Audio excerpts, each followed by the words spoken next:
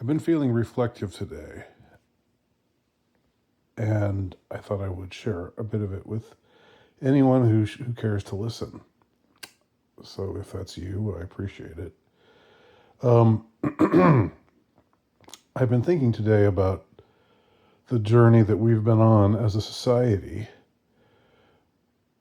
over the past decade or so, and how we've seen undeniable horrors. We've seen grotesquerie. We've seen just this ramping up of all of the everything that was negative, that's been negative about society, Western society, for the last 30 years, if not the last 50 years. Um, it's just sort of in some ways escalated over the last decade. But at the same time, and I mean, this shouldn't be surprising.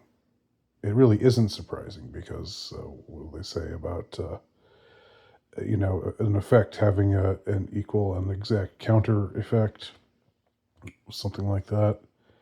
At the same time, there's been this awakening and this mainstreaming of ideas that were definitely not mainstream 10 years ago, much less 15 years ago, much less, um, longer ago than that. And I'm talking here. I mean, I guess there are various threads that one could pull with this whole question of the Great Awakening, if you want to call it that. But the one I'm going to pull on here is the one that I think is the most important, and that is the one that I can't say. I can't say the name of it here on fucking YouTube. I can say fucking. That's fine. YouTube's okay with profanity. But I can't say the name of this thing. Um, and I can't, I hate having to tiptoe around. I can't stand it when people talk about, getting graped and, you know, whatever, that like censoring their own language because of YouTube. But I just recently had another one of my videos pulled by YouTube, um, and I'm gonna tiptoe this time around it. But it begins with a P. It begins with a P, and it ends with an EDO. Uh, and if that doesn't tell you enough, it also ends. If you want to continue that word with PHILIA. All right. So PEDO. I'll just spell it here. Okay. That trend, the trend by which it's being noticed that powerful people are up to that kind of behavior involving children. You know, and uh, and I guess I can't. I mean, I can't put it in the. I don't know if I can even put it in the title, because my video that was pulled. Maybe it was pulled because it was. I mentioned I mentioned Courtney Love, and uh, and I don't and like Trent Reznor. But it's the video where I discuss this kind of behavior allegedly amongst certain rock stars. And I don't know if it got pulled because it said because it was God. I mean, it said that it was got pulled because of quote cyberbullying. So I guess it wasn't so much that I mentioned the this alleged behavior of some of them in the title, but that I mentioned them by name. And when some nobody who has 1.5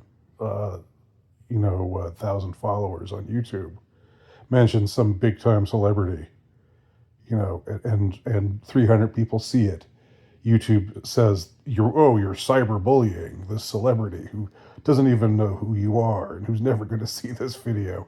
It's just so absurd. It's so ridiculous.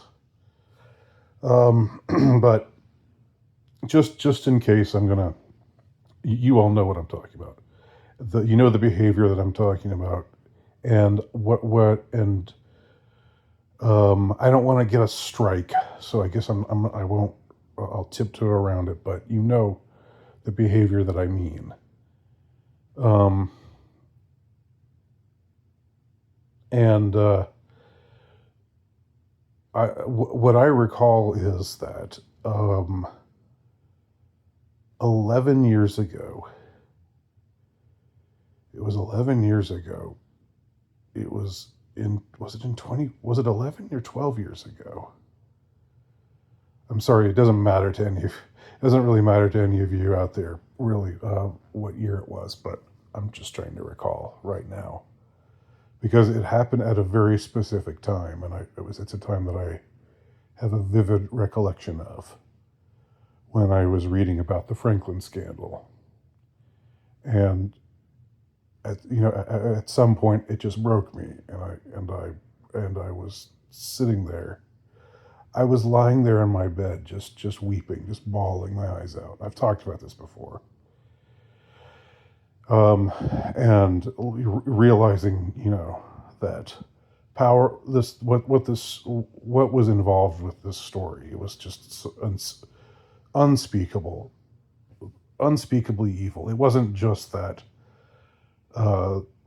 people were doing these things to children, because I know that we all know that happens. We know that those kind of people are out there, and we know that it's abominable behavior. But when it's powerful people doing it, and they're protected, they're being protected by the institutions, by the most powerful institutions out there.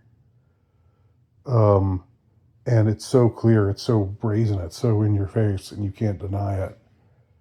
That was how I felt when I read about the Franklin scandal, and I realized this is true. This actually happened. This fucking happened. And it broke me. I mean, it really broke me. To the point where I just didn't want to think about it. I didn't want to, it was too awful. It was just, it was something I just had to put at a distance from myself. And I did for a while. And slowly, I guess I acclimated to it, and I acclimated to believing that this was real, that this is the world that we live in. This is the kind of thing that powerful people get up to. Not all of them. I'm not saying that they're all this way, but there are enough of them who behave this way that one would be significant, but there seem to be a great many of them who do these kinds of things, and they do it, and they have protection. They get away with their crimes, their vile deeds against innocents. And it was 2 years later that Comet Pizza Ping Pong happened, or was revealed, or was unveiled, and then they tried to shut that down. I mean, the gatekeepers, the mainstream media, they all try to just say, oh, no, this is just, you're just total. I mean, talk about I don't like to use the term gaslighting, but talk about, this is gaslighting. Oh, you're the real pervert. If you think this story is true, then you're the real pervert out there. It's you're the one who's, look at yourself for thinking something like this could be true. You sicko. That was, they tried to pull that, and the thing is, I don't think it worked. Um, Maybe it worked on some weak-minded people, but it didn't stop the story. The story had wings, and when I mean the story, I don't mean just things related to WikiLeaks or Comet Pizza or the Podestas, um, but just more broadly speaking, this type of behavior um, amongst the powerful. We started and then not long after that, Jeffrey Epstein's Island, and that whole story goes mainstream. And at this point, they can't just shove it. They can't just shove it back into the the genie's out of the bottle. This vile genie, this awful, disgusting, depraved genie is out of the bottle. They can't shove it back in it. Now it's gained too much visibility, um, and people started to notice. And of course, what got revealed, with all the things that got revealed with Jeffrey Epstein. I mean, that's not even close to the worst of what they're up to. I mean, as vile and disgusting and awful as it is, it's not the worst by far. You know, uh, teenage girls. It's terrible to taking teenage girls to an island and prostituting them to powerful people. That's awful. It's disgusting. It's vile. It's sick. Uh, but it's so much worse. It's so much worse than that. Um, so, and I think people are starting to, it's like what I've seen happen over the course of the last decade and change is, in a way, the revelation that I had on that night, when something in my mind broke, and I realized this is really true. This is actually happening. They're actually doing these kinds of things. And I'm reading about this story that's like this all happened back in the 80s and early 90s. So these are events that I wasn't even hip to at the time. I was around. I had no idea that stuff was happening, and nobody that I knew had any idea that stuff was happening.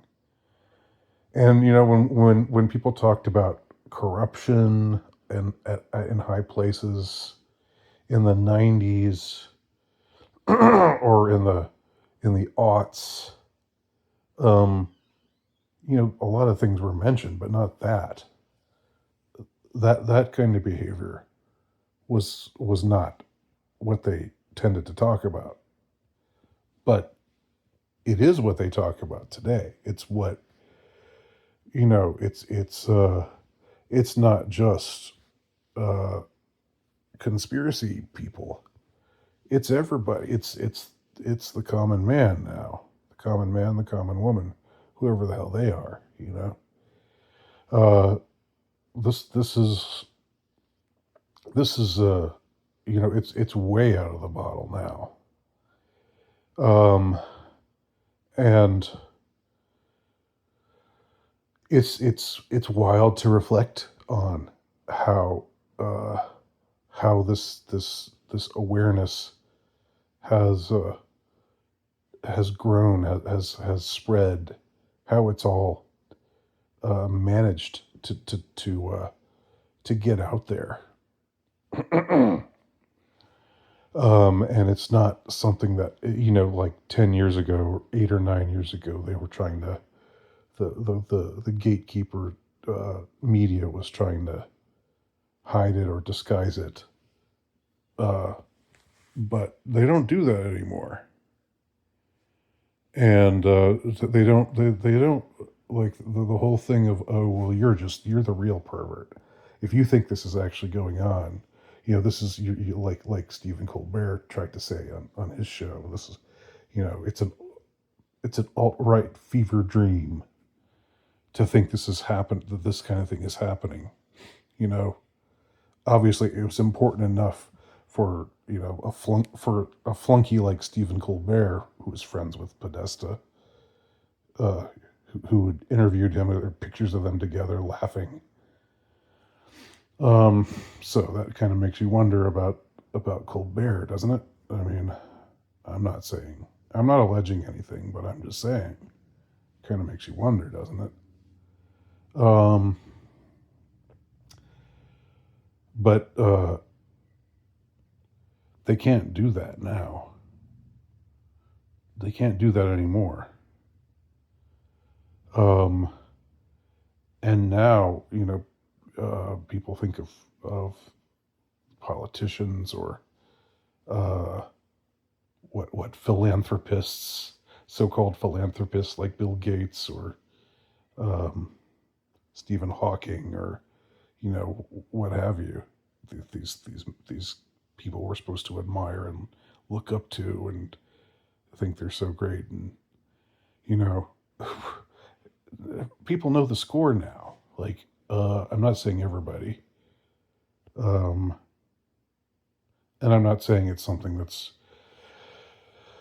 getting as much exposure as it should get or anything like that. But I still think it's amazing how much uh, it has gotten out there, and how this has gone from, even though I can't, even though I'm afraid to talk about it on YouTube, fucking YouTube. Even though the censors of YouTube are still, to some extent at play. So you still have social media, trying to censor you, and I mean that's still going on to a degree, but it's receded to a great degree as well. And it's it's not the trajectory that anybody thought. Like, I think if you're black pilled, if you're just one of those people who wants to be black pilled about everything, and you're just like, yeah, it's the same as it's ever been. Um, well, just think about it. I mean, be honest here. 15 years ago, if you told people a story like Jeffrey Epstein was going to break, and it would be get mainstream, there'd be mainstream knowledge of it, um, and all of the players and all of all of this stuff was going to break into the mainstream. Do you think, would you have believed that was going to happen, or would you have thought that they would just put a lid on it, and they managed to just tamp it down, and the